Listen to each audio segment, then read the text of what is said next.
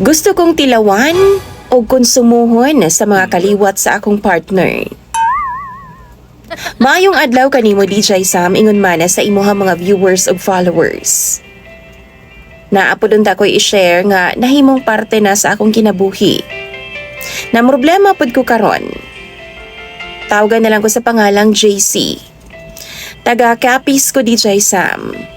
Ug sa ako nang gikaingon, na ako'y kwento og problema nga i-share sa imong programa. Ang akong asawa DJ Sam, usa ni siya ka single mom. Tawagon na lang nato siya sa pangalang Anan. Kini si Anan DJ Sam, naani siya uyab kaniadto. Kauban ako sa trabaho dito sa Maynila. Naani sila'y usa ka anak ni Anan DJ Sam, babae. Nag-uban mi ni Anan DJ Sam og nagkarelasyon ming duha. Tungod kay nagsige man na siya chat sa akua. Tapos one day, ningkalit na siya ingon ba nga kami na daw. Sa tinuod lang DJ Sam, di gud ko makatuo ay kay uyabi siya sa akong kauban. Pero kay kami naman daw, niuban ko sa iyaha, sa dihang ni pauli siya kay namatay man ang iyahang mama. Kay baw mo DJ Sam, sige na siya adtuan sa akong trabahoan. Tapos mataghigayon nga, mobisita siya sa akong trabahoan na agi mahitabo sa amo ang duha permi. Ako mga kauban lagi nagtrabaho, samtang kaming duha ni Anan nagbinirahay na DJ Sam. Hangtod, nanguli ming duha sa lugar nila. Naa siya'y pamangkin DJ Sam o pag-umangkon. Mga batanon pa kaayo. Tawagon na lang nato sa pangalang Rem DJ Sam ang usa. Kay baho ka?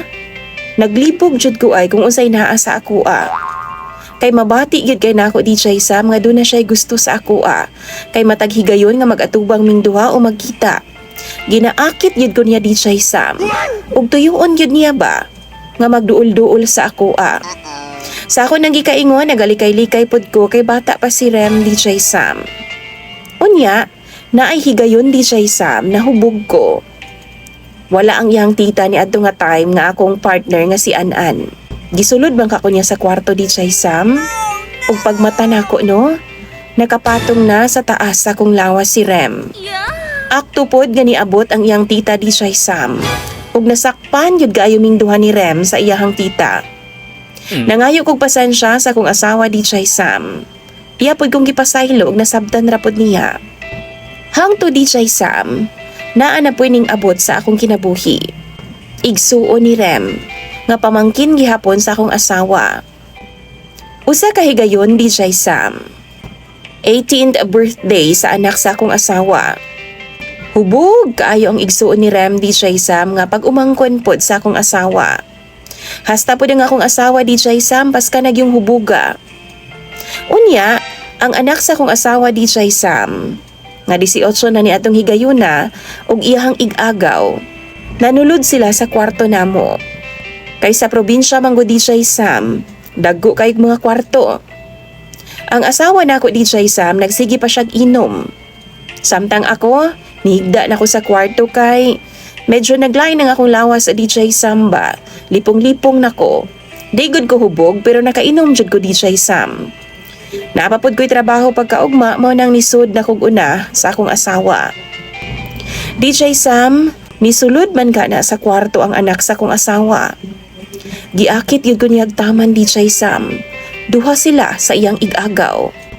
Ako pod syempre DJ Sam. Lalaki pod in taon ko.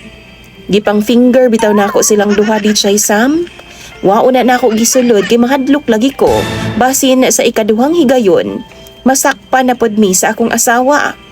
Dili na ko sigurado DJ Sam kung nga pasayloon pa ba ko niya. Unya kay nangahas na mangyud og patong ang anak sa akong asawa sa ako DJ Sam. Ako nakahigda lang yun ko ni adto nga time. Wa kunuhay na ako siya ginapansin DJ Sam. Nagpatulog-tulog kunuhay ko. Hangtod nga nakapansin na lang ko DJ Sam.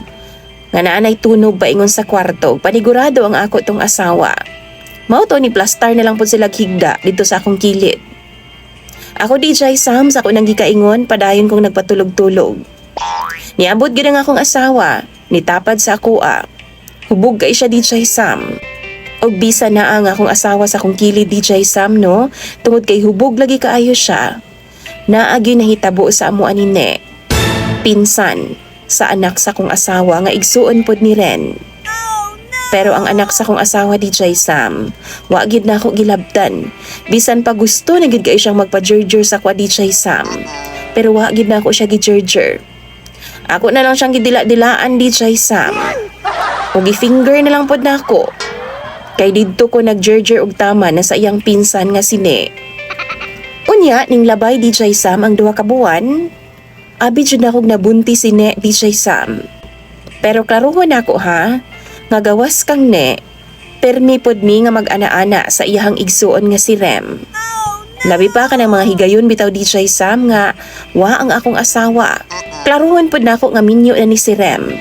Pero bisa na siya ibana, sige gyapon mig ana-ana kung wala ang akong asawa.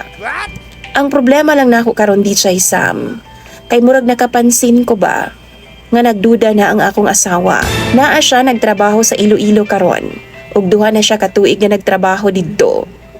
Paminaw na ako no, murag namugnaw siya sa kuha.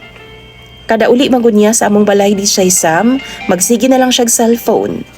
Tapos, kung duulo na ako siya, itago niya ang cellphone DJ Sam. Mabantayan pod nako nga naay permi nagatawag sa iyaha. Tapos magpalayo siya kung iyang tubagon. Ang sulti pagid niya DJ Sam nadungga nako no, bulag na daw ming duha sa akong asawa. Dili ko na tinuod ay. Magtulo naman ganim ikatuig karong December. Tan-aw ninyo, nahibalo na ka ang akong asawa, nga ka-jerjer na ko ang iyahang duha kapag umangkon DJ Sam.